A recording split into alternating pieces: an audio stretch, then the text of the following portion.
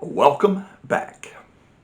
This is the 24th segment, and we've got one more to go after this one in this series where we have been exploring in bite sized pieces some of the issues and the questions that surround the realities of evil and suffering.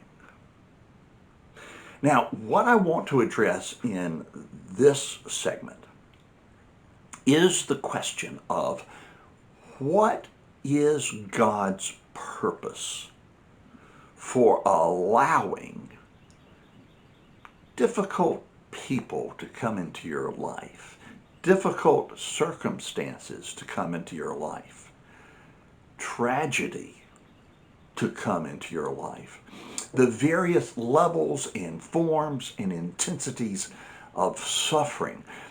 What is God's purpose for allowing those into your life? Particularly if you are one of His children. If you're a follower of Jesus, if you've entered into a relationship with God through Jesus, what is it that He is about by allowing all of this stuff into your life? Well, I'm convinced that God does more than one thing at a time. And there could be a variety of reasons why He is allowing certain things that are difficult to happen in your life at this point. But I absolutely know for certain that the supreme purpose for these things is that you would be more and more conformed into the character of Jesus Himself. Once a person enters into a relationship with the Father through Jesus, God's great project in our lives then becomes that we would become, we would mature, we would grow to be more and more like Jesus.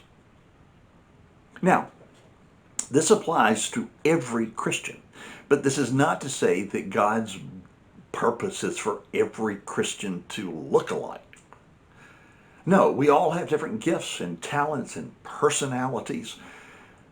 But what He does want us to share increasingly are the qualities of Jesus' own character. Now, I can say this, and I can say this with confidence because of two verses found in the 8th chapter of Romans. Romans 8:28 and Romans 8:29. Now, Romans 8:28 may be one of the Christian community's favorite verses because it says, God causes, note that word, causes. God causes all things to work together for good to them who love the Lord, who are called according to His purposes. Now, the problem is a lot of Christians stop right there with that one verse, and then they pass it out like a Hallmark card. See, it's going to be okay. Everybody's going to be happy. We're going to have a happy ending. Don't just relax. Well, no.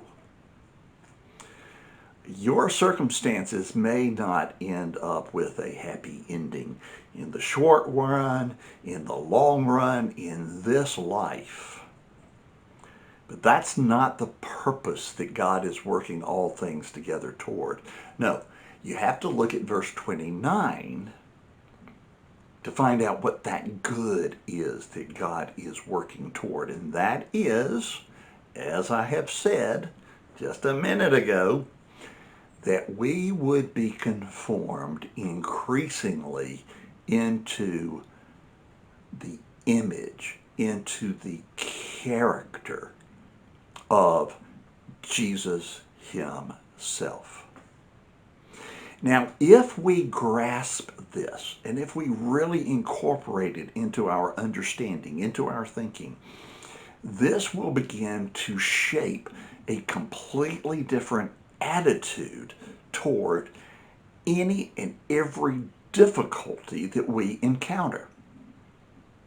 This is why in the first chapter of James, we are told to consider, there's a key word, you got to think about it, got to put some cognitive skills to work.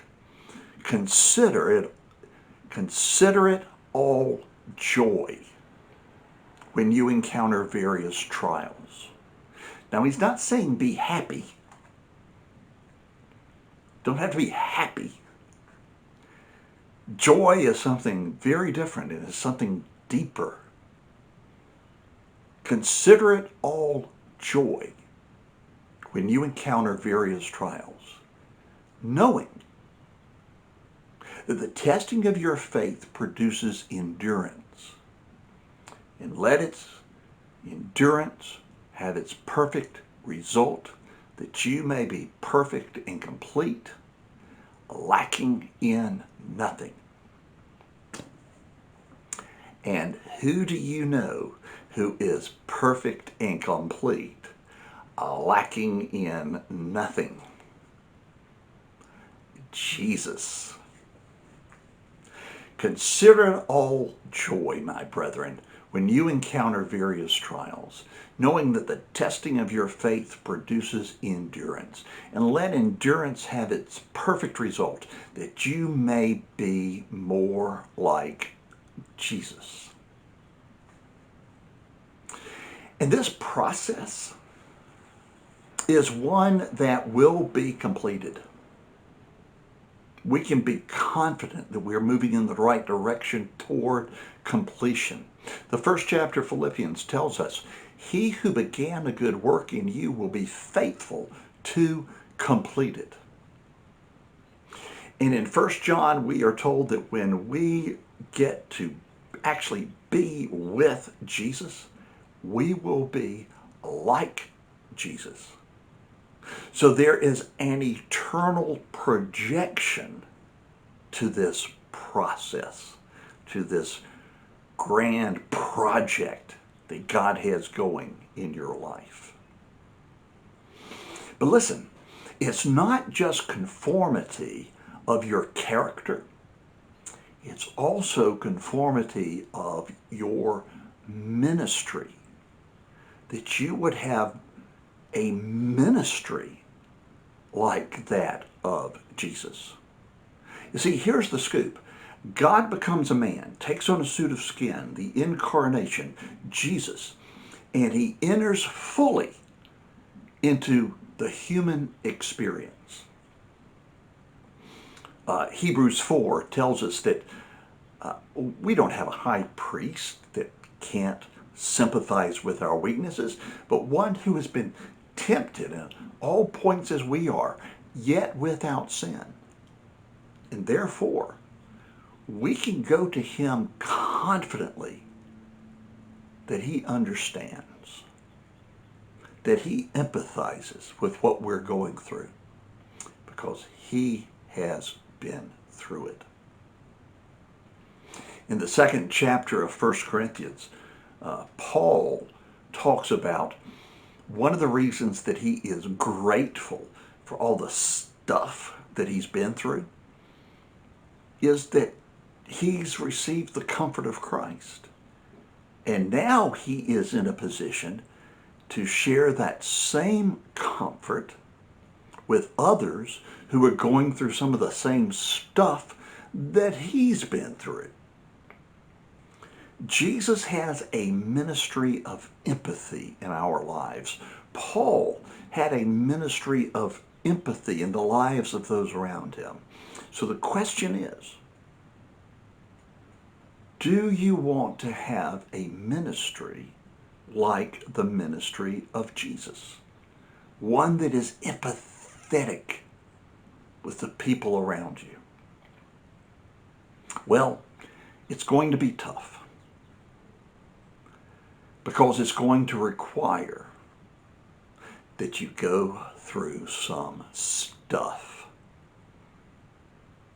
So, given that, let me encourage you. Do not waste your suffering.